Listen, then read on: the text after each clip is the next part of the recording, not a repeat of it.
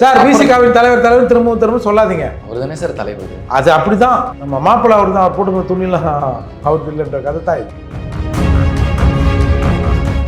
என்ன நீ சீட்டை நாங்கள் கொடுத்தா நீ உன் இஷ்டத்துக்கு நீ வந்து தமிழக அரசியலுக்கு வரேன்னு அதுன்னா இதுன்னா இதே நாங்கள் ஓட்ட பிச்சை தானே. அவங்ககிட்ட ஒருத்தனும் இல்லை. 1% கீழே இருக்கிற பிரேமலதாவுக்கு 10 சீட்டுன்றோம்ல. நான் லூசா சார் திமுக சொல்லுங்க.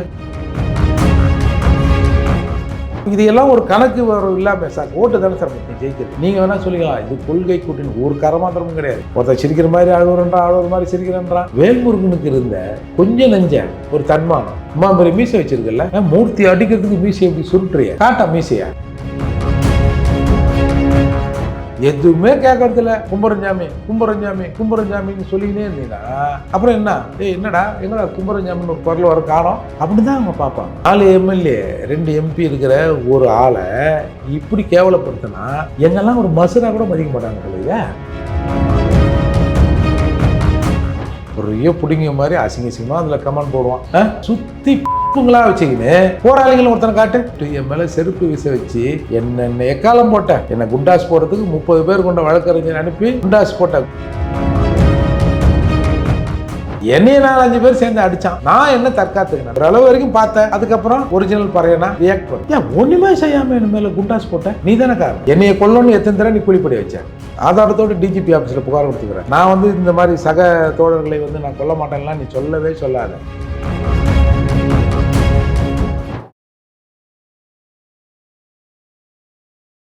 இளைய பாரதம் நேயர்களுக்கு வணக்கம். தேர்தல் நெருங்கக்கூடிய இந்த சூழ்நிலையில் பல்வேறு விதமான அரசியல் கருத்துக்களை நம்மோடு பகிர்ந்து கொள்வதற்காக புரட்சி தமிழகம் மற்றும் பறையர் பேரவைத் தலைவர் திரு ஏர்போர்ட் மூர்த்தி நம்மோடு இணைந்திருக்கிறார். சார் வணக்கம். சார், திமுக கூட்டணிக்குள்ள ஏகப்பட்ட சலசலப்புகள் இருக்கு அப்படின்னு அரசல் புரசல தகவல்கள் வந்தது. ஆனா இப்போ திடீர்னு திரு திருமாவளவன் அவர்கள் நான் எம்பிக்கு இப்போ இல்ல நான் எம்எல்ஏக்குள்ள வரப்போறேன் அப்படின்னு போட்டியிட போறேன்னு சொன்னாரு. இப்போ திடீர்னு அதற்கு எதிர்மறையா நான் வந்து இதுல இருந்து விலகிக்கிறேன், வேற ஒரு வேட்பாளர் அறிவிக்கிறேன் அப்படின்னு சொல்லி இப்ப இன்னொருத்தர் அறிவிச்சிருக்காரு ஜோதிமணி அப்படின்னு. எதனால இந்த குழப்பங்கள் அப்படின்னு பாக்குறீங்க சார்? குழப்பமே ஒன்றும் இல்லையா? என்ன குழப்பம் இல்ல அவர் தானே போட்டியிட போறேன்னு சொல்லி இல்லை. குழப்பம்னா அவருக்கு என்ன மண்டை கண்டு போச்சுன்றீங்களா? அப்படி என்ன சொல்ல வரீங்க? இல்லை லூஸ் ஆகிட்டாருன்னு எவனோ ஒருத்தன் யூடியூப்பில் சொல்லியிருக்கிறான்.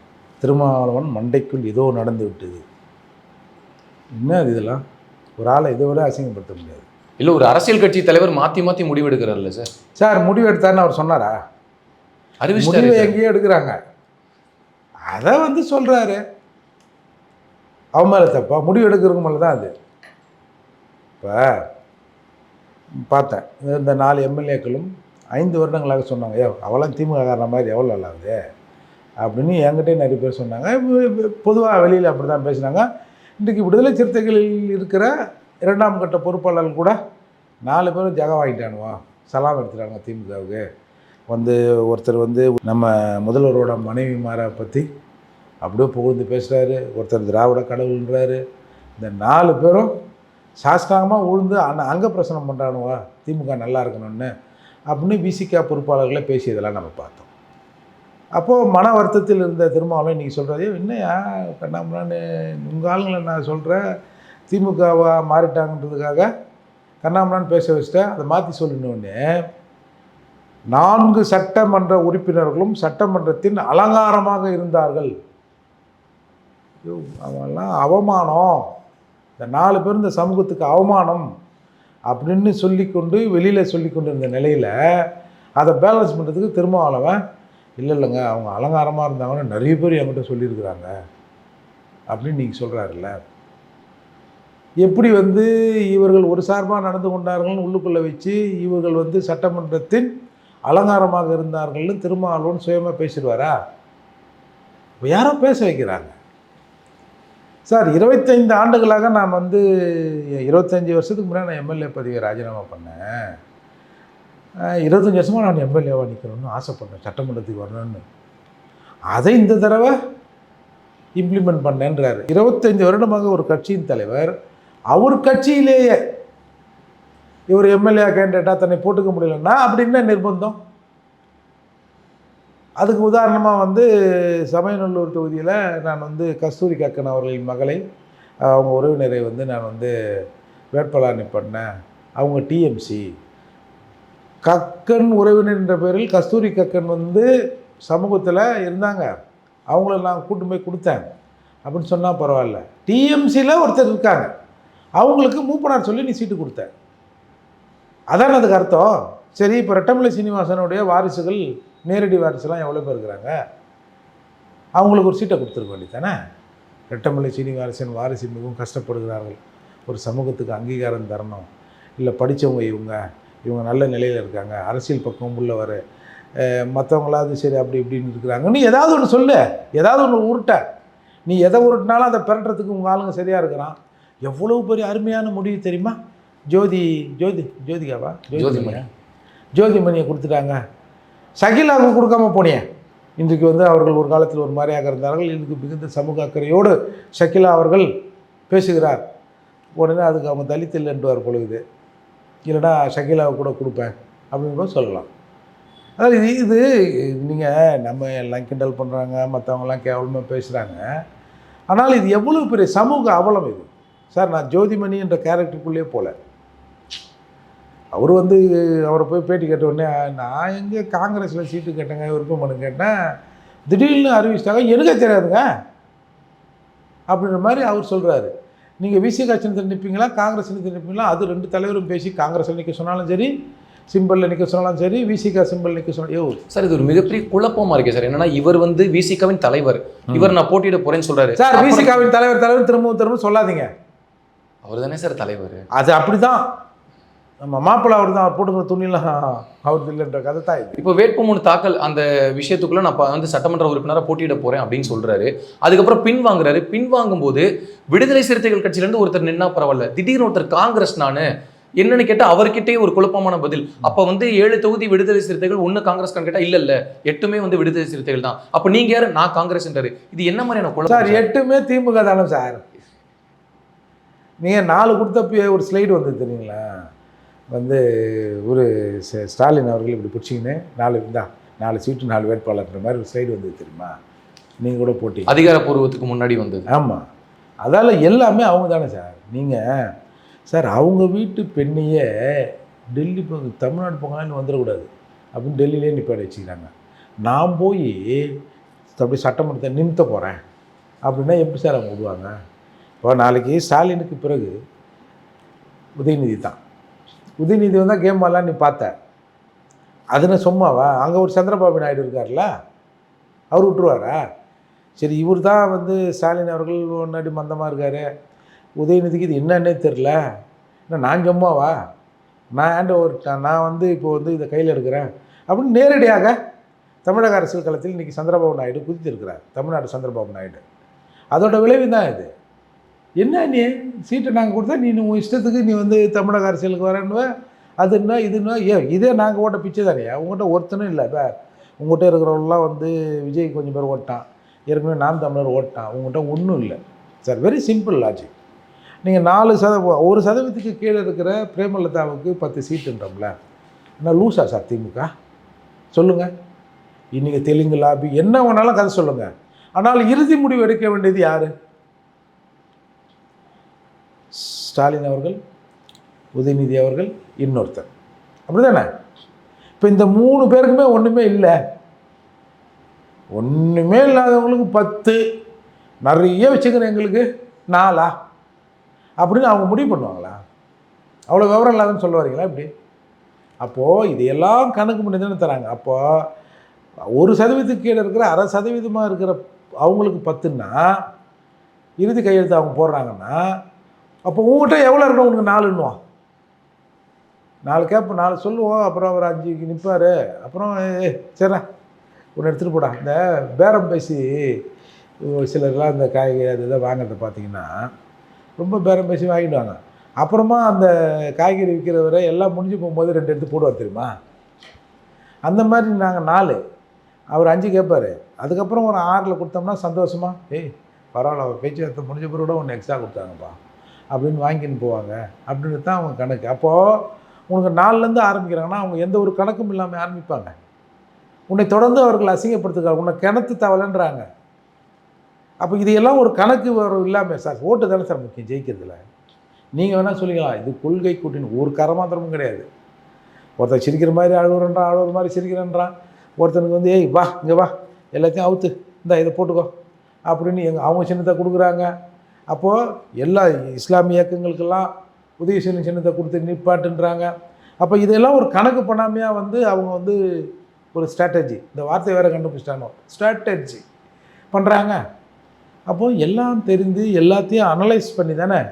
இப்போ திருமாவளவனை அசிங்கப்படுத்தினால், இல்லை திருமாவளவனை இந்த மாதிரி அலட்சியப்படுத்தினால், திருமாவளவனை மிரட்டினால், திருமாவளவனை பணிய வைத்தால், திருமாவளவனை கதற விட்டால், இது விசிகாவில் இருக்கிற பட்டியல் சமூக மக்கள், குறிப்பாக பறையர் சமூக மக்கள் மத்தியில் ஒரு பெரிய அதிருப்தி ஏற்பட்டுச்சுன்னா, இவர்கள் நமக்கு ஓட்டு போட மாட்டாங்க அப்படின்ற கொஞ்சம் குறைந்தபட்ச சிந்தனை கூடவா, இப்படியே கூட வெளிப்பட குறைஞ்சபட்ச அறிவு கூடவா திமுகவுக்கு இருக்காதுன்னு நினைக்கிறீங்க?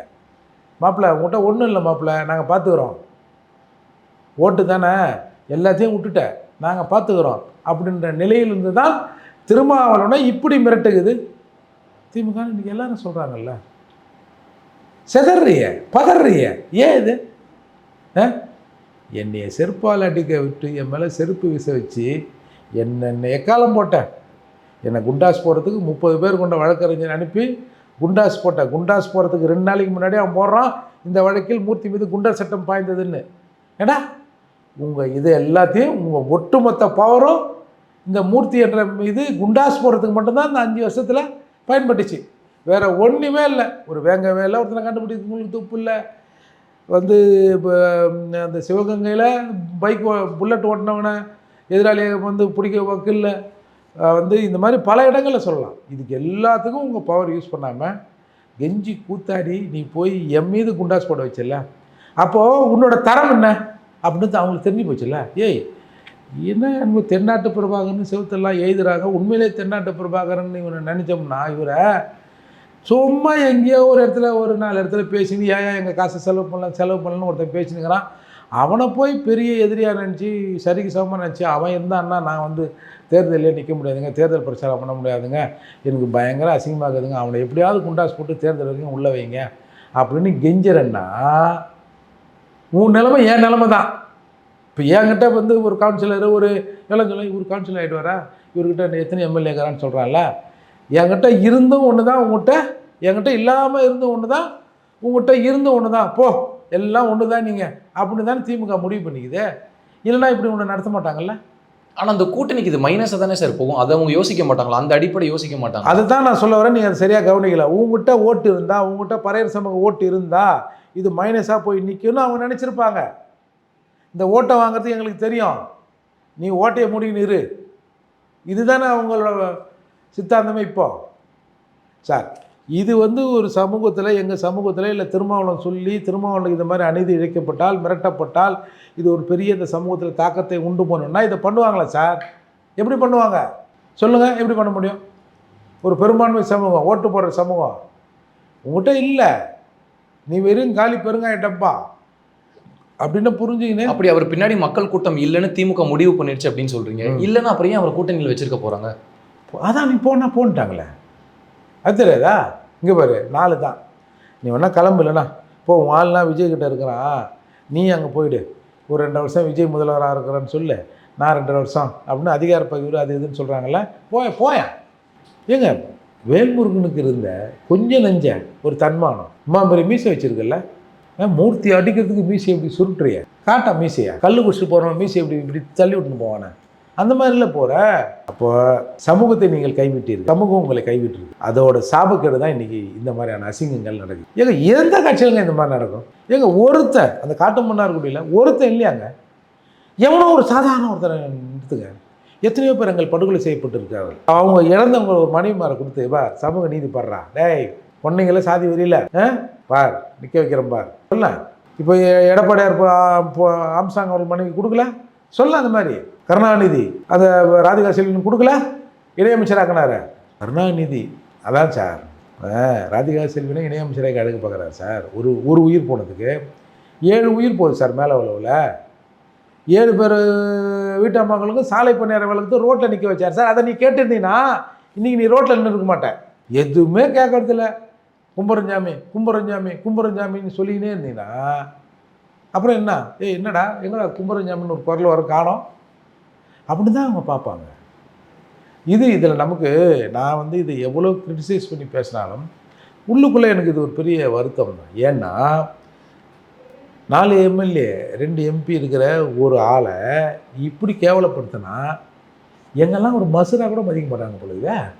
அப்போது இயக்க தலைவர்களே ஒரு மசுரா மதிக்கலைன்னா இந்த மக்களை என்னவா மதிப்பாங்க அப்படிங்கிற ஒரு கவலை இதில் இருக்குதுல்ல. அது அது அந்த அச்சத்திலேருந்து நான் அச்சப்படுகிறேன். இது வந்து தவறான பாதையில் போகுது, இப்படியே அதை விட்டுறக்கூடாது. இந்த மக்களை முதல்ல மீட்டெடுத்து ஒரு அரசியல் படுத்தி சார் இந்நேரம் கொதிச்சிருக்கணும்ல சார். சும்மா யூடியூப்பில் 2-3 பேர் பேசுகிறாங்களே தவிர எங்கள் தலைவர் மீது எப்படி இப்படி அட்ராசிட்டி நடந்தது இன்றைக்கி அங்கங்கே நடந்திருக்கணும்ல. இல்லை, இங்கே என்னன்னா அந்த சூழ்நிலையை அவரே சுமூகமாக முடிக்க பார்க்குறாரு. ஏன்னா ஒரு பத்திரிகையாளர் சந்திப்பு வச்சு இது எல்லாமே எனக்கு தெரிஞ்சுதான் நடக்குது, நான் தனிப்பட்ட முடிவு எடுத்திருக்கேன், அதனால யாரும் இது பண்ண வேணா, கோஆப்ரேட் பண்ணுங்க. ஏன் நீட்டுறீங்க? ஒரு அம்மா வாட்ஸ்அப் புள்ள கேட்க மாட்டேனா? அம்மாவே வேணாம்ப்பா என்னை அஷ்டாம்பா வேணாம்ப்பா நீ போய் கேட்காதன்னு புள்ள கிட்ட சொன்னால் பரவாயில்ல, எங்கள் அம்மாவே சொல்லிச்சு, அடி வாங்கின எங்கள் அம்மாவே கேட்காதன்னு சொல்லிடுச்சு, அதால் நான் கேட்கல அப்படின்னு சொன்னால் அவன் பிள்ளையா? இல்லை அந்த புள்ள அது அம்மா கூட இருக்கிறான்னு நம்ம ஒத்துக்க முடியுமா? புள்ள எங்கே இருக்கிறோம், அம்மா எங்கே இருக்கிறாங்க? அதுதான் அம்மா அதை அனாத ஆசிரமத்தில் சேர்த்த மாதிரி ஏற்கனவே இருக்கிற விடுதலை சிறுத்தை பொறுப்பாளர்கள் இது தம்பிகள் எல்லாம் வேறு எங்கேயும் போயிட்டான். சார் நீ எங்களுக்காக சீட்டு வாங்கி ஒரு பாய்மார் கொடுப்பேன், ஒரு வன்னியருக்கு கொடுப்பேன், ஒரு அவருக்கு கொடுப்பேன், இவருக்கு கொடுப்பேன், பறனுக்கு ஏதாவது ஒன்று தூக்கி போடுவேன், எங்கள் பிரச்சனை எதுவுமே பாயும் வன்னியரும் போய் எங்கள் பிரதிநிதிகள் இது வரைக்கும் பேசுனதுன்னா இல்லை. இந்த 4 பேருமே சட்டமன்றத்தில் பட்டியல் சமூக மக்களுக்காக நாங்கள் இதை நிறைவேற்றிருக்கிறோம், இதை கேட்டிருக்கிறோம், இதை பேசியிருக்கிறோம். ஒன்று இல்லை, இவர்கள் அடித்து சாகிற போது அந்த அழுகையில் நாங்கள் பங்கு பெற்றோம். எதுவுமே இல்லையா? அப்போலாம் தெரியலையா? மாதம் எல்லாத்தையும் செட்டில் பண்ணியிருந்தாங்களா? அப்போ தெரியலையா? அப்போ என்ன உனக்கும் வருது அவங்களுக்கும் வருது, நீ ஏன் அங்கே வாங்கின்னு வாங்கி போட்டுக்கிற நீ கேட்க முடியாது. ஏன்னா வேங்கவேல் பிரச்சனையில் தீர்வு காணப்படலைன்னா ஏன் ராமஜெயம் கொலை வழக்கை 13 வருஷமாக கண்டுபிடிக்க முடியலன்னு சொன்னது யார்? திரும்ப தானே. அதுக்கப்புறம் தானே என்ன திமுகக்கார மாதிரி பேசுகிறேன் அப்படின்ற கேள்வியே வருது. அந்த கேள்வி வருவதற்கு உன்னோட பதிலிருந்து தானே அந்த கேள்வி வருது. நான் கேட்பேனா சார், என் கழுத்தை துண்டா அறுத்தா கூட நம்ம ராமஜெயம் கொலை வழக்கே 13 வருஷம் ஆச்சு, இன்னமும் பிஏ 4 பேர் குடிச்சிட்டிங்க, ஒரு 100 பேர் அந்த ஊரில் குடிச்சிங்க, 25 குடும்பம், இது ஒரு பெரிய பிரச்சனையான்னு என் கழுத்தை கரகரன்னு அறுத்தா கூட நான் கேட்கணும். நானும் இல்லை, இந்த சமூகத்தில் நீங்கள் எல்லாம் சொல்கிறீங்களே அவங்களாம் லெட்டர் பேடுன்னு பல பேர் கிண்டல் பண்ணுவாங்க. லெட்டர் பேடு வச்சுக்கணும் கேட்க மாட்டான். உங்களுக்கு ஒன்று சொல்லணுமா? விடுதலை சிறுத்தைகள் இருக்கும்போது லெட்டர் பேடு கூட விடுதலை சிறுத்தை கிடையாது. வெறும் கையில் திருமாவளவன் தேசிய அமைப்பாளர் அப்படின்னு சொல்லிட்டு ஒரு நிரந்தரமான முகவரி கூட இருக்காது. அப்படி எழுதிட்டு உயர்திரு பத்திரிகை ஆசிரியர் அப்படின்னு கையிலேயே அறிக்கை எழுதுவோம். எழுதி ஒரு தடவை அவர் கீழே நிற்பார், நான் போய் மேலே கொடுத்துட்டு வருவேன். லெட்டர் பேடு கூட இல்லாமல் இருந்தது. இன்றைக்கி மற்றவங்கள பார்த்து எனக்கு என்னென்னா என்ன திமிரு, 4 எம்எல்ஏ வச்சுருக்கோம், இவங்க கவுன்சிலர் ஆவாங்களா, எம்எல்ஏ ஆவாங்களா, இப்படி அதான் நக்கின்னு போச்சு. இன்றைக்கி வந்து அவமானப்பட்டு அசிங்கப்பட்டு முதல் வீடியோவில் அழற மாதிரி பேசுகிறாரா இல்லையா? ஆம்பளை அழ வைக்கலாமா சார்? சொல்லுங்கள், ஆம்பளை அழ வைக்கலாமா? கொஞ்சம் கூட மனசாட்சியே இல்லாமல் இந்த மாதிரி பண்ணுறீங்களே. இப்படி பண்ணுகிற போது இந்த சமூகம் இவருக்கு பின்னால் இருக்கும்னா அந்த திமுக பண்ணியிருக்காது. ஏன் பண்ணுது சார்? அப்போ கேள்வி அண்ணா 2026க்கு அப்புறம் இந்த கட்சி தொடரணும் இல்லையா? இப்போ இது போகிற போக்க பார்த்தா இந்த கட்சி இதோடைய முடிவுரை எழுதப்படுற மாதிரி நடந்துக்கிறாங்க இல்லையா? அதை தான் அவர் சொல்லிட்டார்ல, நான் வந்து வேட்பாளரை தேர்வு செய்கிற கடைசி தேர்தல் தான். ஏன் என்னங்க அவர் இன்னொரு பார்க்க சொல்ல, ஏன்னாங்க நான் சட்டமன்றத்தில் நிற்கிறேன்னு சொல்லிட்டேங்க, நான் வந்து சப்போஸ் ஜெயிச்சிட்டேன்னா ஒரு வேட்பாளரை நிற்க வச்சுக்கிறேங்க அவங்க சொல்லி, அவர் தோத்துட்டாருன்னா இந்த சட்டமன்ற தேர்தலில் அவர் தாங்க சிதம்பரம் வேட்பாளரா, அப்படி இல்லைன்னா அவர் ஜெயிச்சிட்டாருன்னா நாங்கள் சொல்கிற வேட்பாளர் தான் நீ போடணும்னு சொல்லிட்டாங்க. அதாங்க நான் வந்து இது கடைசி தேர்தலுங்க, இது கருணாநிதி பாலிசி, அடுத்த தேர்தலுக்கு நான் இருக்கணும் இல்லையோ, நான் செத்துருவேன், கடைசி வாய்ப்பு கொடுங்க, சாக்கிறதுக்கு முன்னாடி எனக்கு கொடுங்க, என் கதை முடியறதுக்கு முன்னாடி எனக்கு ஒரு வாய்ப்பு கொடுங்க. இதுக்கு என்னோட அர்த்தம் என்ன? கடைசி தேர்தல் இதுதான் நான் தேர்ந்தெடுக்கிற விஷயன்றதுன்னா கடைசி தேர்தல் இதுதான், எனக்கு ஒரு வாய்ப்பு கொடுங்க அப்படின்னு தானே. வாய்ப்பை மக்கள் உனக்கு கொடுக்கணும், அழுது புரண்டு ஐயோ கொடுத்துருங்கன்னு கேட்குறது இல்லைல்ல. இப்போ இந்நேரம் ஒரு பெரிய பிரளயம் ஆகிருக்கணும்ல, ஒன்றுமே ஆகாது.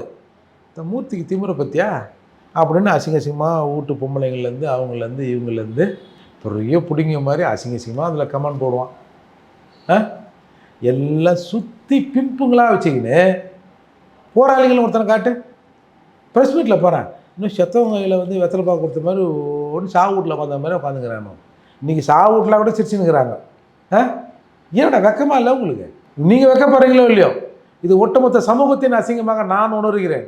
1000 தான் விமர்சனம் பண்ணி பேசினாலும் சீச்சி நம்ம சொல்ல வந்துருமா, நம்ம எதிராளி கூட இந்த மாதிரி நிலைமை வரக்கூடாதுன்னு. அந்த மாதிரி நிலையில் வந்து இன்னைக்கு வந்து திருமாவளவன் இருக்கிறார். இவர் பின்வாங்கணும் அப்படின்னா அப்போ முன்னாடியே நான் போட்டியிட மாட்டேன்னு சொல்லியிருப்பார்ல சார். இப்போ எந்த நோக்கத்துக்காக இவ்வளவு நிர்பந்தம், இவ்வளவு அழுத்தம் கொடுத்து திரும்ப அவர் பின்வாங்க வைக்கிறதுக்கான நோக்கம் என்ன? தேட்டர்ஸில் நாங்கள் பார்த்துக்குறோம், நீ ஒன்றையும் பிடுங்காத. நான் வந்து அவங்க 2 பேர் மாதிரி இல்லை, நான் மோசமாக நான் பார்த்துக்க. அதான் இதுக்கு பதில் சார். இப்போ இது ஒரு ஜனநாயகமே கிடையாது. அவருக்கு ஒரு கட்சியின் தலைவர் அவர் முடிவு எடுக்க முடியாமல் ஒரு சுழலுக்குள்ள போய் சிக்கிறார் அப்படின்னா அவர் கீழே கூட்டம் இருக்கு இல்லை, அவர் பின்னாடி தொண்டர்கள் இருக்காங்க இல்லை, ஆனால் அதையும் தாண்டி ஒரு கட்சியின் தலைவர் அப்படின்ற அங்கீகாரத்தில் இருக்கு. நாங்கள் பார்த்துறோம்பா எங்கள் வேலையை. நீரம் பல பேர் கொஞ்சம் பேர் முட்டு கொடுக்குறாங்களா, எவ்வளோ பெரிய ஸ்ட்ராட்டஜி தெரியுமா அது? எதிரா இளைய பெருமாளுக்கு கொடுத்ததே, இளைய பெருமாள் வீட்டில் கொடுத்ததே. அந்த ஆளை சொல்கிறேன், நான் காங்கிரஸ்காரங்க காங்கிரஸில் வேட்புமனு கொடுத்தேங்கன்னு. நான் இல்லை, அவர் ஜோதிமணி கொடுத்ததை பற்றி நான் அதுக்குள்ளேயே போகலங்க. ஜோதிமணி என்ற கேரக்டருக்குள்ளேயே அந்த வேட்பாளருக்குள்ளேயே போகலங்க. ஏன் ஒருத்த கூட உனக்கு தகுதியானவன் இல்லையா? விசிக்கால இல்லாத ஒரு தொண்டை நான் இருக்க போகிறாரு. ஏன் வெளியூர்லேருந்து கூட போடு, ஆனால் ஏதோ ஒரு சாதாரண ஒரு ஆளை போட. ஒரு வரலாற்றில் ஒரு திருப்பு முனியார்கிட்டமே, ஏய் சாதாரண ஆளை போட்டு ஜெயிக்க வச்சாரியா போனேன். அப்போது வேட்பாளருக்கு தெரியாமே தூங்கும்போது இந்த சினிமாலாம் இருந்ததுமா, பொம்பளைங்க தூங்கி இருக்கும்போது தாலி கட்டுறானுங்களே, அந்த மாதிரிலாம் இருக்குது. இது என்னது? இது ஒரு இயக்கமா இல்லை இது வந்து ஒரு சமூகத்துக்கான ரெப்ரஸன்டேட்டிவ் இயக்கம்? இதை நம்ம இப்படிலாம் பண்ணோம்னா ஒட்டுமொத்தமாக எல்லார் முகத்துலையும் காரியத்தை பண்ண மாதிரி இல்லை இது ஆகுது அப்படின்ற சிந்தனை கூட இல்லைன்னா, அப்போ நீ சுய சிந்தனையோடு இதை செய்யலை, நீ நிர்பந்திக்கப்பட்டிருக்கிறாய். நீ இதை வந்து வேறு மாதிரி சொன்னால் நீ மிரட்டப்பட்டிருக்கிற, அவ்வளோதான். Very simple. கொஞ்சமாவது மிரட்டினது யார்? நீ வெளிப்படையாக சொல்லலாம். எல்லாருமே சொல்கிறாங்க சார், இன்றைக்கி எல்லாரும் பேசுகிறாங்களா, திமுகவின் மிரட்டலுக்கு பயந்திருக்கிறார், திமுக விசிகாவை உடைத்து விட்டது, திமுக அந்த பொறுப்பாளர்கள் மற்றும் 2ஆம் கட்ட தலைவர் எல்லாரையும் பர்ச்சேஸ் பண்ணி எல்லாரும் வந்து திமுகவாக நிற்கிறாங்கன்னு எல்லாருமே பேசிட்டாங்கல்ல. இதுக்கப்புறமும் நீ வந்து அங்கே அடிமைப்பட்டு கிடக்கிறன்னா அந்த ரகசியத்தை சொல்ல. அது என்ன தான் படம், அது என்ன தான் வெளியே வரப்போகுது? இப்போ ரிலீஸ் பண்ணி விடுங்களேன். ஆமாப்பா ஏதோ நடந்து போச்சுப்பா, அதெல்லாம் ஏதோ இது ஆச்சு, இப்போ என்ன அது நிச்சயம் மாதிரி சொல்ல வேண்டியதான். இனிமேல் சட்டப்படி எந்த தவறும் இல்லைன்னு, அதான் நமக்கு குரு ஒருத்தர் இருக்கிறார்ல, சட்டப்படி என்பது தவறு இல்லைன்னு. அந்த மாதிரி ஏதாவது எவிடன்ஸ் ஏதாவது சொல்லி தொலையா? இவருக்கு ஆதரவாக பேசக்கூடிய திரு எடப்பாடி பழனிசாமி ஓராண்டுக்கு முன்பாக இருந்தே அவர் பேசுறாரு, திருமாவளவன் வந்து இவங்க சரியாக வந்து நடத்த மாட்டேங்கிறாங்க அப்படின்னு. ஆனால் அந்த எடப்பாடி பழனிசாமியுமே இவர் விமர்சனம் பண்ணுறாரு. ஒரு நாள் கூட வந்து எனக்கு ஆதரவாக பேசியிருக்காரு அப்படின்ற நிலையில கூட எடுக்கல. இவர் அவங்களே தனக்கு யார் உதவியாவோ இல்லை ஆதரவோ குரல் கொடுக்குறாங்களோ அவங்களையும் விமர்சனம் பண்ணுறாரு. அதாவது நம்ம வீட்டில் வளர்ந்தா கூட இருக்கும் சார், நம்ம வெட்டி விட்டு சுற்றி நம்ம கிட்ட தானே வரும். அந்த மாதிரி நிலைமைக்கு அவர் வந்துட்டார் சார். நான் என்ன சொல்கிறேன், கன்சனாம் சொல்லுவார், எதனையும் பயன்படுத்தலாம் நம் சமூக விடுதலைக்கு. பிஜேபியோட உறவு வைக்கிறார். என்னங்க நீங்கள் போய் பிஜேபியோட உறவு வச்சு சிஎம் ஆக போகிறீங்க? என் சமுதாயத்துக்கு நாலு ஏதாவது நல்லது செய்ய முடியுமான்னு பார்க்குறேன். அதுதான் சார் சமுதாயம். அதை விட்டு திமுகவே நாளை பிஜேபிக்கு ஆதரவு கொடுத்தாலும் நான் கொடுக்க மாட்டேன். இன்னும் என்ன போடுங்க நீ? என்ன யார் நீ? அதான் கூட்டுக்காரே, நீ யார் நீ? இன்னும் நாங்கள் ஆதரவு கொடுத்தாலும் நீ கொடுக்க ஏய் என்ன அது? இது அதுக்கெல்லாம் இதுதான் சார். இந்த அரசியல் வந்து மென்மையான அரசியல் இல்லை சார், இது கடமுடனான அரசியலுக்கா திமுக அரசியல் ஒருத்தங்கிட்ட போய் மாட்டி நிற்கிது. இப்போ அது வேறு வழி இல்லை. இப்போ கருணாநிதி போல் டேலண்டானவங்க இல்லைல்ல, கலைஞர் மாதிரி. அதால் ஒரு டேலண்டானவங்க வந்து கையில் எடுத்து அதை ஹேண்டில் பண்ணுறாங்க. நீ ஒன்றுமே நீ பண்ண தப்பு. ஒரு இளையராஜா பாட்டு ஒன்று இருக்குது, முன்னாடி நான் செஞ்சதை நினச்சி பார்த்தேன்னா எனக்கு அப்படியே நடுக்கமாக இருக்குது அப்படின்னு. அதுதான் திருமாவளவன். கிட்டத்தட்ட இப்போ 2026 சட்டமன்ற தேர்தல். இது முதலமைச்சர் போகிற பக்கம்லாம் என்ன சொல்கிறாருன்னா, இது தமிழ்நாட்டுக்கும் டெல்லிக்குமான போர் அப்படின்னு சொல்கிறாரு. இவருமே அதை தான் சொல்கிறாரு, மதவாத சக்திகளை உள்ள விடாமல் இருப்பதற்கு நமக்கு ஒரே ஆயுதம் திமுக அப்படின்னு சொல்கிறாரு. இந்த ஸ்டேட்மெண்ட்டை இப்போயும் அவர் சொல்கிறாரு. பிஜேபி என்னைக்காவது சொல்லியிருந்தா எங்கள் கட்சியில் வந்து 90% இந்துக்கள்னு முதலமைச்சர் சொன்னார். முதலமைச்சர் சொல்ல, திமுக தலைவர், திராவிட முன்னேற்ற கழகத்தின் தலைவர், பெரியார் பெற்றெடுத்த பொண்ணு சொல்லுது எங்கள் கட்சியில் 90% இந்துக்கள். நானும் வந்து சட்டப்படி நானும் இந்துன்னு திருமாவளவன் சொல்கிறாரு. அப்புறம் அவங்க அக்கா சொல்லுது, ஏசப்பா ஏசப்பான்னு என் கண்ணீரில் ஏசப்பாவின் பாதங்களை கழுவினேன், இரவு முழுக்க தூக்கி விடப்பா தூக்கி விடப்பா தூக்கி விடப்பான்னு பிரார்த்தனை பண்ணேன். அங்கே 1000கணக்கில் வந்து அவன் செத்து போயிடுவேன் அப்படின்னு அந்த ஓட்டு எண்ணிக்கை மையத்தின் முன்னாடி நிற்கிறாங்க.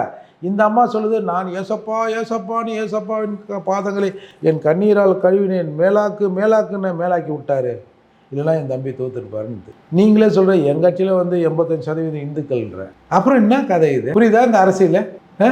சனாதனம் ஏ இந்தியா முழுக்க சனாதனம் இருந்ததுயா, ஒத்துக்கிறேன், நான் கூட ஒத்துக்கிறேன். ஆமாம் ஆமாம் ஆமாம் இருந்திருக்கும். ஏன்னா தமிழ்நாட்டுக்கு மட்டும் சனாதனம் இருந்திருக்காது இல்லை, இன்னும் தமிழ்நாட்டு இட்லியா அது இந்தியா முழுக்க இருந்திருக்கும்ல. ஏன் எந்த ஸ்டேட்லேயும் வந்து சனாதனத்துக்கு எதிரான குரல் வரல?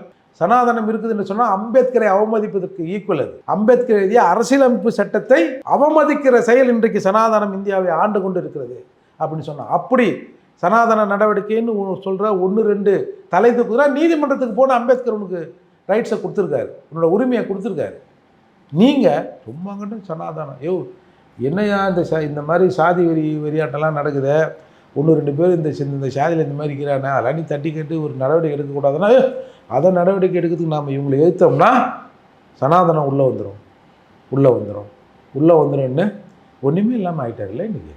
சரி, இப்போ அதே மாதிரி ஆலூர் ஷானவாஸ், திருமாவளவன் இவங்க 2 பேருக்குள்ள கடுமையான மோதல் இருக்குது. ஊடகத்தில் என்னென்னவோ பார்க்குறோம், வீடியோ பார்க்குறோம், எல்லாமே பார்க்குறோம். ஆனால் அப்படியெல்லாம் எதுவுமே கிடையாது. ஆலூர் ஷானவாஸ் வந்து பரப்புரைக்கு போக போகிறாரு பாருங்கன்ட்டு அவர் எங்கெங்கே பரப்புரைக்கு போகிறார் அப்படின்னு கட்சியின் தலைவர் வாசிக்கிறாரு. எங்களுக்குள்ள எதுவுமே இல்லைங்க, சுமூகமாக இருக்குன்னு. ஆனால் அதே நேரத்தில் ஆலூர் ஷானவாஸோட பேட்டியை பார்த்தா எனக்குள்ள மன வருத்தங்கள் இருக்குது, என்னையே ரிஜெக்ட் பண்ணிக்கின்ற பதிலை சொல்லுங்கன்றது இன்டெரக்டாக கேட்குறாரு. இந்த முரண் எப்படி சார்? திருமாவளவனை தவிர, பக்கத்தில் இருந்த ஒரு எம்எல்ஏவை தவிர, பின்னாடி இருந்தவங்க எல்லாரையும் கேட்டு பாருங்க. ஆளுநர் சவாஸ் மீது எல்லாரும் என்ன கருத்து சொன்னாங்க. அப்போது திமுக திரும்பவும் கூப்பிட்டு மிரட்டுது, ஆளுநர் சவாஸுக்கு ஒரு சீட்டை கொடு, என்ன நினச்சினுக்கிறேன்? எங்கள் கட்சிக்காரங்களாம் கண்ணாமண்ணான்னு பேசிட்டாங்க, அவர் ஏதோ பேசிட்டாராம். இது ஆளுநர் ஷானவாஸோட பாடி லாங்குவேஜை பற்றியா? ஆமாம், பரமசிவன் கழுத்தில் இருக்கிற பாம்பு அப்படி தான் இருக்கும், அப்படி தான் நின்று நிற்பான். பாடி லாங்குவேஜை பற்றி அவன் சொன்ன கருத்து கூட உங்களுக்கு பிரச்சனை இல்லையா? இதோ புதிய தலைமுறையில் ஏதோ பேட்டி கொடுத்தாராம பாடி லாங்குவேஜ். என்ன பாடி லாங்குவேஜ்னா ஏன்னா இது குத்திரன்னாரா, பயா அப்படின்னாரா, என்னன்னு தெரியலையே அப்படின்னாங்கல்ல. இவங்க திரும்பவும் கூட்டு நிர்பந்தம் கொடுக்குவா, இல்லை எங்களுக்கு அவருக்கும் பிரச்சனை இல்லை. இப்போ தெரியுதா? இதே வாய் தான் சொல்லிச்சு, ஆளுநர் ஷானவாஸ் தொகுதி மாறுவது குறித்து எனக்கு தெரிவிக்கப்பட்டது. இப்போ இல்லை நாங்கள்லாம் உட்காந்துதாங்க, ஒரு 1 மணி நேரம் உட்காந்துருந்தாங்க, அதை முடிவு பண்ணணும்னு சொன்னால் கூட ஆச்சரியப்படுறதுக்கு இல்லை. அப்போது திருமாவளவன் வாயில் வருகிற எந்த ஒரு வார்த்தைக்கும் அவர் பொறுப்பு இல்லை. எனக்கு தெரிஞ்சு ஒரே ஒரு பொறுப்பு, இந்த சனாதனம்னு பேசுகிறாருல, அது மட்டும்தான் அவரோட சொந்த வார்த்தைன்னு நினைக்கிறேன். அது கூட ஏறினாங்களா, அவன் இன்றைக்கி சாதியாகவும் மதமாகவும் அணித்தன்னு நினைக்கிறான், எங்களுக்கு தெரியாதா சனாதனம் பேசுகிறதுக்கு? ஒன்றுமே பேசுறதுக்கு எதுவுமே இல்லாமல் வந்து சனாதனம் பேசிட்டேன். உன்னால் பாரு, நாங்கள் 3 லட்சம் கோயிலுக்கு வந்து குடமுழுக்கு போடணும்னு இன்றைக்கி தேர்தல் அறிக்கை விட்டுருக்கோம். வேணா நானும் இல்லை முதல்ல குடும்பத்தில் இருந்தால் எங்கன்னா அங்கே பிரச்சனை பண்ணுனா கூட பண்ணிவிடுவோம் அப்படின்னா சேகரு சும்மா இந்த ஓட்டையும் எடுத்து அந்த உங்ககிட்ட இருக்கிற ஓட்டையும் விட்டுட்டு எங்களை நடுத்தரில் விட்டுருவோம் போல இது. நீ போ அப்படின்னு மிக கேவலமாக அவரை வந்து ட்ரீட் பண்ணியிருக்காங்க அந்த பேச்சுவார்த்தை குழு. அப்படி இருக்கிறதுல தான் திரும்ப ஆளுநர் ஷானவாஸுக்கு வலியுறுத்துவதான், நேற்று வரை வலியுறுத்துவதான் அவர் வந்து இல்லை நாங்கள் அவரை பயன்படுத்தணும், அவருக்கு சரியான இடத்த பார்க்குறேங்க. இவர் இப்படி பேசுகிறாரு, ஆனால் சங்கத்தமிழன் விட்டு விளாசுறாரு ஆலூர் ஷானவாஸ். அதெல்லாம் ஒரு சுண்டக்கா பையன், நீங்கள் அந்த கருத்தெல்லாம் எடுத்துக்காதீங்க அளவுக்கு பேசுகிறாரு. அப்போ இந்த அளவுக்கு வார்த்தைகள் வருது அப்படின்னா அது தலைமைக்கு தெரியாமல் வரப்போகிறது இல்லை சங்கத்தமிழனை கட்டுப்படுத்துகிற அளவுக்கு சங்கத்தமிழர் பேர் சரி, அவரை கட்டுப்படுத்துகிற அளவுக்கு கூட கட்டுப்பாடு உங்கள்கிட்ட இல்லை அதுக்கு அர்த்தம் தானே. எவ்வளோ பேர், ஏதோ ஒரு பாய் கூட ஒருத்தர் பேசியிருந்தார் ஆளுநர் ஷானவாஸை பற்றி, நிறைய பேர் பேசியிருக்கிறாங்க. கண்ணாமண்ணன் பேசணுன்னு இருக்கிறான்ல. அப்போது குறைந்தபட்சம் உங்கள் கட்சி பொறுப்பாளர்களை கூட அதுக்கும் பேச்சு வாங்கியிருக்காரு. என்ன ஆளுக்கு விட்டு பேச சொல்கிறேன், இந்த திமுறா அப்படி இல்லைங்க, எனக்கு தெரியாமல் பேசிட்டானுங்க அப்படி இப்படியா. ஒரு தடவை பேசலாம், அடுத்த தடவை உங்கள் காதுக்கு வரும்போது அவனை கூப்பிட்டு கண்டிக்கணும்ல. சார் நீங்கள் ஆரம்பத்துலேருந்து பேசுகிறது இந்த அளவுக்கு இறங்கி அவரை ட்ரீட் பண்ணிடுவாங்களா சார்? அப்படி பண்ண முடியுமா சார்? இந்த அளவுக்கு பண்ண முடியுமா? விடிய வந்து கேட்டு சித்த பண்ணுற கதை இல்லை. நீங்கள் என்ன சொல்கிறீங்கன்னா நாங்கள் எதையுமே திமுக தான் முடிவு பண்ணிதுன்னு தான் நீங்கள் மொத்தமாக சொல்கிறீங்க. ஆமாங்க, நாளைக்கு பேசாத திரும்ப வாயில் உனக்கு கேன்சர் வந்துடுச்சு எல்லாத்தையும் எழுதி காட்டுனா கூட நாளைக்கு ஒரு கட்டை போட்டுக்கின்னு எழுதி காட்டி பிரச்சனை இப்படி காட்டுவார். போதுமா? இதை விட நான் என்ன சொல்லணும் சார்? அதே மாதிரி இந்த பக்கம் வந்து திரும்ப வந்து தன்னை நம்பி வந்த தொண்டர்களுக்கு ஒரு அங்கீகாரம் கொடுக்கல, சீட்டு கொடுக்கலன்னு சொல்றீங்க. இன்னொரு பக்கம் திரு எடப்பாடி பழனிசாமி அவர்கள் மேல 1000 விமர்சனங்கள் இருந்திருக்கும், 1000 முரண்கள் இருந்திருக்கும். ஆனாலும் ஆம்ஸ்ட்ராங் கொலை வழக்கில் எந்த அளவுக்கு அவர் குரல் கொடுத்தார் அப்படின்றது நமக்கு தெரியும். அவங்களுடைய மனைவிக்கு இப்போ ஒரு சீட்டு ஒதுக்கி இருக்காங்க. எந்த குரல் கொடுத்தாரு முதல்ல சொல்லுங்க. இல்லை, நான் இபிஎஸ் அவர்களை சொல்றேன். இபிஎஸ் அவர்களை சொல்றேன். திருமாவன் பார்த்தேன். இல்லை, இபிஎஸ் அவர்கள் அந்த அளவுக்கு கடுமையா பேசினாரு. அந்த கொலைக்கு நான் நியாயம் பெற்று தருவேன் இன்று வரை சொல்றாரு. அவங்களுடைய மனைவிக்கு அந்த நீதி இதெல்லாம் ரெண்டாவது, ஆனா ஒரு அரசியல் அங்கீகாரம் கொடுக்கணும், களத்தில் நிறுத்தணும், ஒரு போராளியை நிறுத்தணும்னு ஒரு சீட்டு கொடுத்துருக்காங்க. இது உண்மையிலே எல்லாராலையும் பாராட்டப்பட வேண்டிய ஒரு விஷயம். உண்மையிலே இது வந்து வரவேற்கத்தக்க விஷயம்தான். ஏன்னா ஆம்ஸ்ட்ராங் படுகொலை என்பது மாநில அரசின் தலையீடு அதில் இருக்குன்னு எல்லாரும் சொன்னாங்க. மாயாவதி சொன்னாங்க மாநில அரசின் தலையீடு இதில் இல்லைன்னா சிபிஐ விசாரணைக்கு உத்தரவிடலை. மாநில அரசுலாம் யார்? திமுக. திமுகனா யார்? திமுக ப்ளஸ் விசிகா தானே. நீங்கள் சொல்லுங்கள், இன்றைக்கி வந்து பொற்கொடி அவர்கள் உயிருக்கு ஆபத்து. யார் ஆபத்து? யார் சொன்னது? உங்களுக்கு எப்படி தெரியும்? பொற்கொடி உயிருக்கு ஆபத்துன்னு சொல்கிற நீ ஏன் வந்து ஆம்ஸ்ட்ராங் உயிருக்கு ஆபத்துன்னு சொல்லலை? உன் மனசார சொல்லிட்டு சொல்லு. நீ சொல்லு. அப்படிலாம் நாளைக்கு சிபிஐ விசாரணை வந்து அதை சொல்லிடும். ஆம்ஸ்ட்ராங் படுகொலை என்பது உங்கள் கவனத்துக்கு உட்பட்டு நடந்ததா, இல்லை உங்களுக்கு ஏற்கனவே அது தெரியுமா தெரியாதா? என்னையை கொல்லணும்னு எத்தனை தடவை நீ கூலிப்படி வச்ச? ஆதாரத்தோடு டிஜிபி ஆஃபீஸில் புகார் கொடுத்துக்கிறேன். நான் வந்து இந்த மாதிரி சக தோழர்களை வந்து நான் கொல்ல மாட்டேன்லாம் நீ சொல்லவே சொல்லாத. அது வந்து இந்த முடக்க இருக்கிற வேலையெல்லாம் நம்மக்கிட்ட வைக்காத. இதெல்லாம் பழைய கதை இது. அதால் உண்மையிலே உங்களுக்கு தெரியாதுன்னு சொல்லு. சார் ஊரே கேட்குறது சிபிஐ விசாரணை வேணும்னு. இனி ஒரு நாள் வரை இது வரைக்கும் கேட்டுப்பாரா திருமாவளவன்? அதில் முதல் அந்த முக்கிய குற்றவாளியான திருவேங்கடம் என்கவுண்டரை எல்லாரும் சந்தேகமாக பார்த்தாங்க. ஆறுதல் அளிக்கிறது அப்படின்னு சொன்னல. என்ன ஆறுதல்? அது என்னென்ன வகையில் ஆறுதல் அளிக்குதுன்னு சொல்லு. அது யாருக்கு ஆறுதல் அளிக்கிறது தான் கேள்வி. அவருக்கு மனசுக்கு ஆறுதல் அளிக்கிறது. என்ன உனக்கு மனசுக்கு என்ன ஆறுதல்? என்ன ஆறுதல்? பா தப்பிச்சம்பா அப்படின்ற ஆறுதலா? உண்மையிலே நாளைக்கு எடப்பாடியார் ஆட்சி தமிழகத்தில் அமைந்தால் அரசின் பாலிசி மனுதாரர் இப்போ கேட்டிருக்காங்கல்ல சார், ஆனந்தன் கேட்குறாரு சார், மாயாவதி பிஎஸ்பி ஆனந்தன் வந்து சிபிஐ விசாரணை கேட்குறாரு, பொற்கொடி அவர்கள் சிபிஐ விசாரணை கேட்குறாங்க. இதில் ஹைலைட்டு இந்த கொலை குற்றத்தில் குற்றம் சாட்டப்பட்டு இறந்து போன நாகேந்திரன் மகன் அஸ்வத்தாமன் கேட்குறாரு சிபிஐ விசாரணை வேணும்னு. எப்படி இது எல்லாருமே சிபிஐ விசாரணை வேணும்னு கேட்குறாங்க? நீங்கள் ஒருத்த மேலே குற்றம் சாட்டிருக்கீங்க, அவர் சிபிஐ விசாரணை வேணும்னு அவரும் கேட்குறாரு. இப்போ இந்த உண்மை குற்றவாளி யார் தான்? ஏன் நீங்கள் சிபிஐ விசாரணையை தடுக்கிறீங்க? உச்சநீதிமன்றம் வரைக்கும் போகிறீங்க, போய் ஏகப்பட்ட காசை கொட்டி கொடுத்து வக்கீலை வச்சு அதை தள்ளி போட வைக்கிறீங்க. இன்ட்ரீம் ஸ்டேவை உடனடியாக முடிவெடுக்க வேண்டிய நிலையில் இருக்கிற வழக்கை இங்கே தள்ளி போட வச்சு பெரிய அட்வொகேட்லாம் வச்சு வந்து வாதாடுறீங்க. ஏன் என்ன காரணம்? சிபிஐ வந்து பொய்யா சொல்லிடுமா? சொல்லுங்கள். ஆதாரமே இல்லாமல் சிபிஐ அது மத்திய அரசு கண்ட்ரோலில் இருக்குது. அது வந்து டக்குன்னு இந்த இவர் இந்த அவர் அது அந்த அண்ணாச்சி இந்த அண்ணாச்சி அந்த கை இந்த கை அப்படி சொல்லி கொடுத்துருமா? இந்த மாவீரன் அந்த மாவீரன் அந்த ரவுடி பைய இந்த ரவுடி பைய அப்படின்னு சொல்லி கொடுத்துருமா? அக்யூஸ் பண்ணணுமா? அப்புறம் நீதிமன்றத்துக்கு போய் அசிங்கப்படாது? அப்போது ஒரு குற்றத்தை ஒருத்தர் தான் செஞ்சுருப்பான், அப்படி தானே? அப்போது செஞ்சவன் வெளியே வந்துட்டு போகிறான். ஏன் நீ இது வரைக்கும் பேசலை? சரி, உங்கள் 4 எம்எல்ஏ இருந்தால சட்டமன்றத்தில் என்னைக்காவது ஆம்ஸ்ட்ராங் கொலை வழக்கில் சிபிஐ விசாரணை வேண்டும் அப்படின்னு கேட்டிருந்தீங்கன்னா நீ இயக்க தலைவர். திமுக வேண்டான்னு நினைக்குது, நீயும் வேண்டான்னு நினைக்கிற. அப்போ என்ன காரணம்? மாயாவதி சொன்னாங்கல்ல, உங்கள் தலையீடு இல்லைன்னா சிபிஐ விசாரணை கொடுத்துட்டு போகுது. இதை விட என்ன சார் வேணும்? சார் எல்லாருக்குமே தெரியும், இப்போ எனக்கும் தெரியும் என்ன பேர் என்ன எது இருக்கார் எவிடன்ஸை எல்லாரும் பேசுவோம். ஆனால் இவங்க அதிகாரம் வந்து மிக கொடூரமான சார். ஒன்றுமே செய்யலை. என்னைய 4-5 பேர் சேர்ந்து அடித்தான். நான் என்ன தற்காத்துக்கினேன்? நான் ஒன்றும் ஐயோ கடவுள் பார்த்து வரலாம் நான் சொல்ல. ஓரளவு வரைக்கும் பார்த்தேன். அதுக்கப்புறம் ஒரிஜினல் பறையனா ரியாக்ட் பண்ணேன். சரி, அந்த ரியாக்ட் பண்ணதுக்கு நீ ஒரு சட்டப்பிரிவு போட்டு ஒரு 5 நாள் ஒரு 15 நாள் 30 நாள் கூட உள்ள வை. அது கூட எனக்கு மனசு ஆறி இருக்கும். ஏன் ஒன்றுமே செய்யாமல் என் மேலே குண்டாஸ் போட்டேன்? நீ தானே காரணம். 30 வக்கீலை வச்சு போய் உருண்டு பிறண்டு குய்யோ மேன்கத்தி நீ நேரடியாக உயரதிகளை சந்தித்து திருமாவளவன் கேட்டாரா இல்லையா மூர்த்தி மீது குண்டாஸ் போடணும்னு? எங்கே நீ என்ன வேலை காட்டுற? சிபிஐ விசாரணை வரட்டும், எத்தனை பேர் உள்ளே போகிறான் பாருங்க. அவரு இன்னைக்கு நாங்கள் ஆதரவு இருந்தாலும் உஷாராக இருந்துக்குமா? இது பார்த்து நடந்துங்க, கொஞ்சம் கவனமாக இருந்துங்கன்னா என்ன அர்த்தம்? என்ன சார் அர்த்தம்? உனக்கு அந்த கதி தான் அப்படி மிரட்டுற மாதிரி தானே இது? இப்படி எடுத்துக்கலாமா இதை? தூரம் தைரியமா களத்துக்கு வரதே உண்மையிலே ஒரு பெண்ணை நம்ம வரவேற்று உங்களை 6 தெளிவு நம்ம வரவேற்கணும். ஏன் வரவேற்றுட்டு அப்புறம் ஒரு நீ வந்தது எனக்கு பிடிக்கல. அப்புறம் நீ வந்தீங்கன்னா இன்னைக்கு பேசுறாங்கல்ல சிபிஐ விசாரணை வந்துடும்னு எவனை ஜெயிலுக்கு போக சொல்றீங்க அப்படின்னு யாராவது சொல்லியிருப்பாங்க? சீச்சி, இந்த மாதிரி ஒரு மானங்கட்ட பிழைப்பு நடத்தி என்னத்தை பாரின்னு போக போகிறேன்? நாங்களாம் ஒரு 60-70 வயசு சேர்த்து போயிடுவோம், நீ 700 வருஷம் இருக்க போறியா?